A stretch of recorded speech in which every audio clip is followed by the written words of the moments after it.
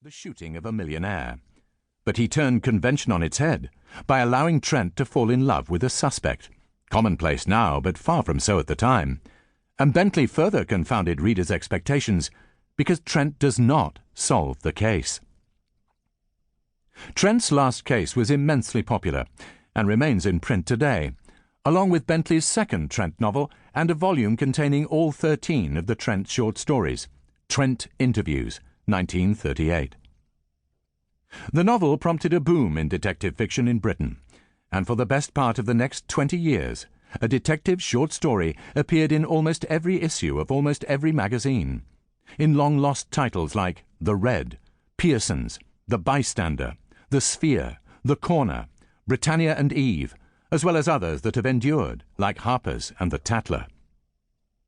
Detective stories and episodic mystery serials also became a standard feature in national weekly newspapers, like the News of the World, and they could also be found in regional weeklies, like the Yorkshire Weekly Post and the Sheffield Weekly Telegraph.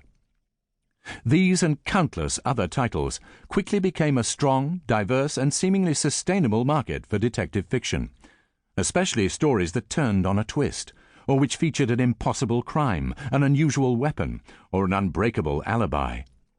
And they provided a complementary source of income for many of the best-known Golden Age authors, as well as for some opportunistic hacks. As the First World War ended, a steady trickle of novels that had come to be recognized as classics of the genre began to appear. In 1920, the Irish engineer Freeman Wills Crofts published The Cask, a sturdy police procedural whose mystery carried it through multiple editions. The same year, Agatha Christie, unquestionably the most popular writer of the Golden Age, had her first detective novel, The Mysterious Affair at Styles, serialized over 18 weeks in the weekly edition of The Times, providing a retired Belgian police officer, Hercule Poirot, with his first case, and his first published book in Britain in 1921. In 1923, Dorothy L. Sayers' first Lord Peter Wimsey novel, Whose Body, was published, while 1924 saw the publication of The Rasp, the first of Philip MacDonald's Colonel Gethryn novels.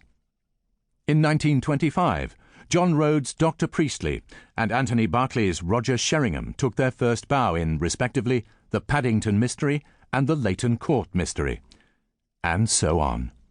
The trickle became a flood. By the mid-1920s, the appetite for crime fiction was enormous in Britain, as well as in much of the English-speaking world. As well as the many weekly and monthly magazines that carried crime and detective stories, daily newspapers also published mysteries, often basic puzzle stories in which the object was simply to spot the murderer's error before the detective. And when radio came along, in the form of 2LO, the precursor to the BBC, it provided a new outlet for detective fiction, a tradition that continues, thankfully, to this day. In 1928, with his tongue, as often, firmly in his cheek, Father Ronald Knox set out 10 rules for anyone considering writing a detective story. In America, the crime writer S.S. Van Dien did much the same, albeit at greater length.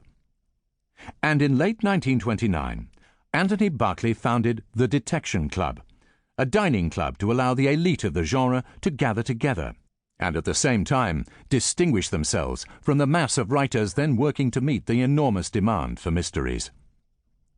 With hindsight, the 1930s can be seen as the high point of the Golden Age, with many of the greatest writers in the genre producing their finest work, carefully constructed novels in which generally bloodless crimes are committed by consistently ingenious means.